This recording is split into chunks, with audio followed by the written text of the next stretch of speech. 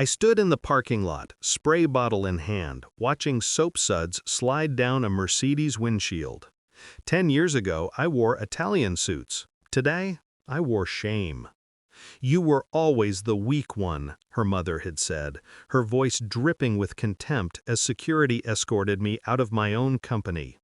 My wife, my Claire, had stood beside her father, silent, signing the termination papers I'd been told were routine board documents.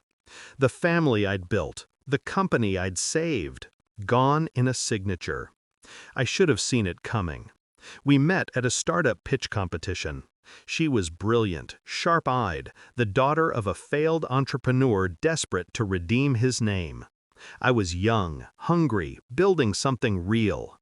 Her father's struggling manufacturing firm was bleeding money. I saw potential where others saw ruin. "Marry me," I'd said 2 years later, "and I'll make your father's dream succeed." I meant it as romance. She heard it as a transaction. I poured everything into that company.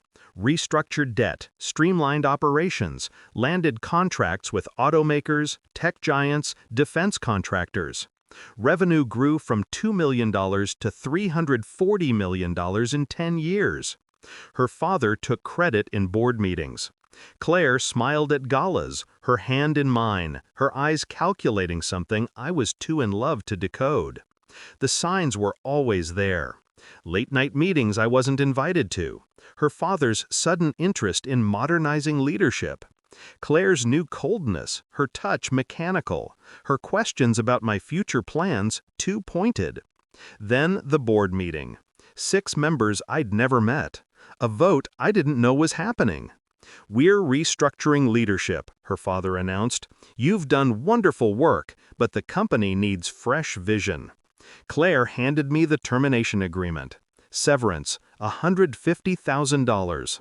My decade of 80-hour weeks, my strategies, my relationships, bought out for the price of a luxury sedan. "Sign it," she whispered. "Don't make this ugly." I signed. Because I loved her. Because I was tired. Because I believed I had nothing left. Her mother's words followed me out. "You were always the weak one." I washed cars for 7 months.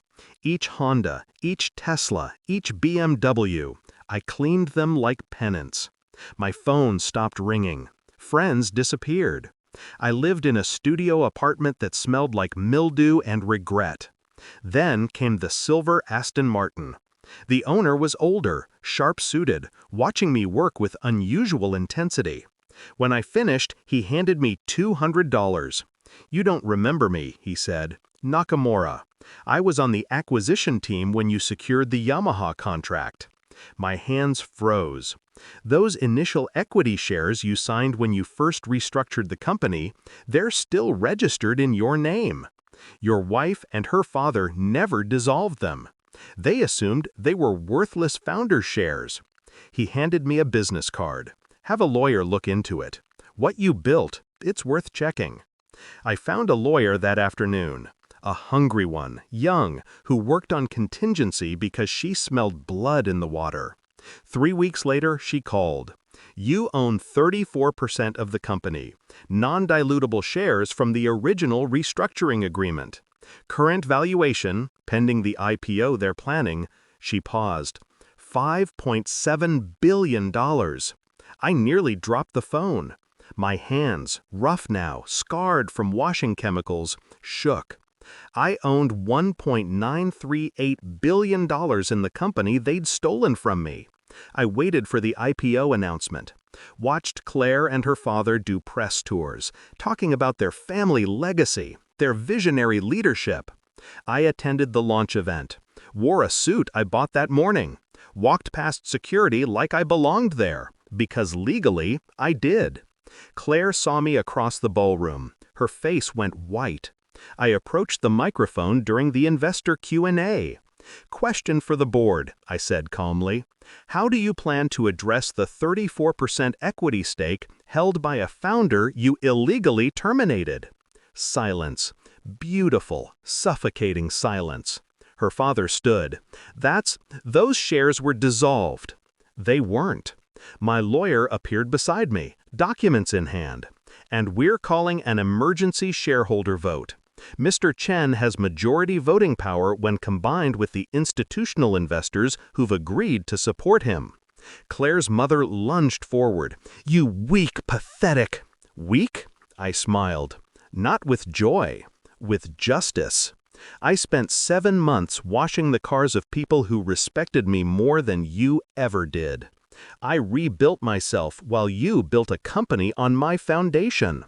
The weak one?" I looked at Claire. She was crying. "The weak one knows when to wait." I didn't take the company back. I sold my shares for $2.1 billion, the premium paid by their competitors, who immediately launched a hostile takeover. Her father lost everything. Claire lost her position, her reputation, her easy life. I kept the Aston Martin owner's business card. Some clients see you when you're invisible. Some people understand value when it's on its knees, scrubbing chrome.